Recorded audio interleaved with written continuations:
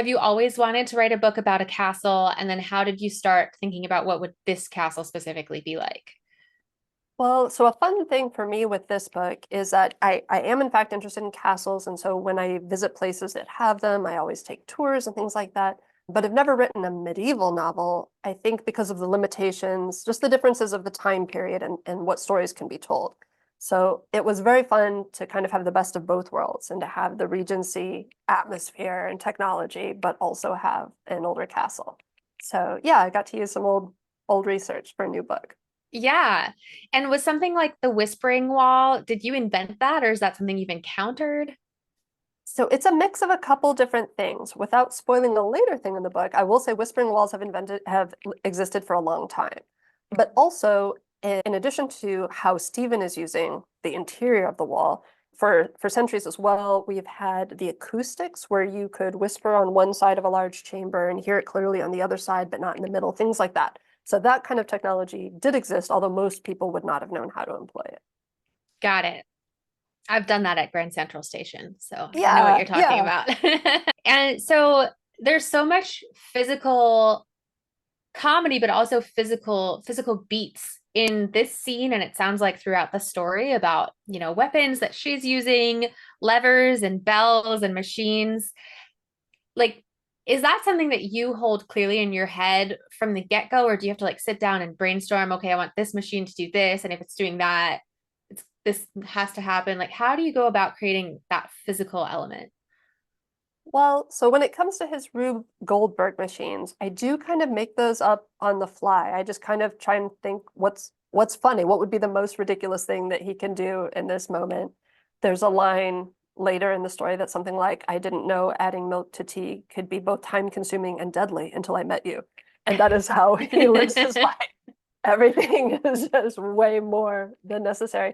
And so it was a lot of fun trying to come up every time with just a different sequence of events that, that could happen with his machines, whether it's a boot knocking into whatever and so forth.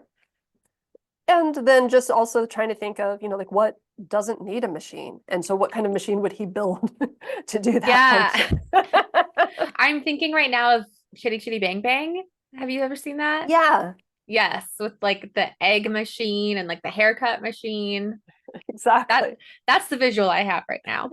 So then throughout the Wild Wind Jesters, each sibling kind of has their own talent that they bring to the capers that they commit. So I'm curious, first of all, how much you knew about all of that going into the series. And then secondly, like for example, you've teased in the blurb that Elizabeth is really good at dueling. Like how much do you need to know about dueling to be able to write a character who's good at dueling? Yeah, so I did sit down and brainstorm when I was writing the very first book what each of the siblings' various talents would be. And so some of them have one key thing that they can do. In Elizabeth's case, she's not just good at sword fighting, she can also throw her voice and mimic people. So that also comes in very useful during the capers that they perform. And so I generally have had to do quite a bit of research into some of the different skills because they're not skills that I have. And in a previous book, I actually went to a shooting range with a bow and arrow and, experienced firsthand, like Oh, how does cool. that whole thing work?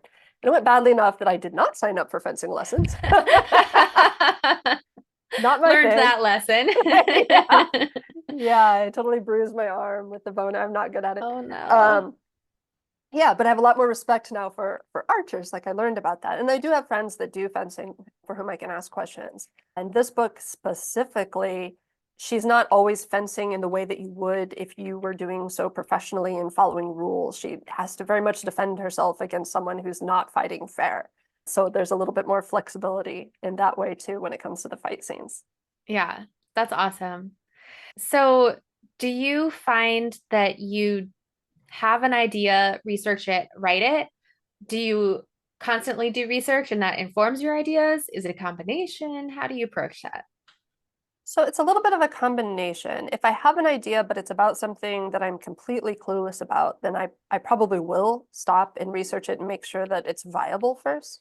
Sometimes I can get ahead of myself and then it turns out that the thing I wanted to do you can't really do or whatever. But other times it's so easy to go down a rabbit hole of research and you just mean to jump on Google for 30 seconds and 5 hours later, you've consumed half of Wikipedia. So I do try to put a little limit on it, a little child lock on my phone when it comes to these things, so that I do write. And so, but I do look up things as I go. I try to train myself to just leave notes for things that I can look up later if it's not critical in the moment. Like if I need to know, how many hours on a horse from this place to that place, or like what style of boots would she have worn in this year or something like that. It's not plot critical. But if it is something that would determine the course of the scene, then I do stop and research in that moment before I move forward.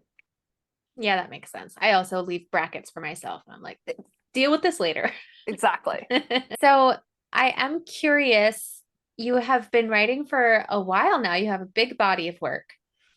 And I am behind you in terms of that, but I'm beginning to develop my own body of work. And I'm noticing in myself that I'm returning, not necessarily, I mean, I am returning to tropes, but I also am beginning to feel like, oh, this is a theme that I guess I have this question because I keep returning to it. I'm curious whether you have noticed any themes in your work that come up for you, and if you have thoughts on that. Yeah, like there's some that came up without my intention. For example, it wasn't until I'd probably written 8 or 10 of them that I realized hidden identities or secret Mm. identities were a thing for me. But I love it. I love those in stories, and apparently I love to write it too. So yeah, that kind of thing. And found family comes up a lot in mine, but I think that also comes up in my real life. So I'm kind of writing my worldview or my experience in that way without consciously doing so, of course.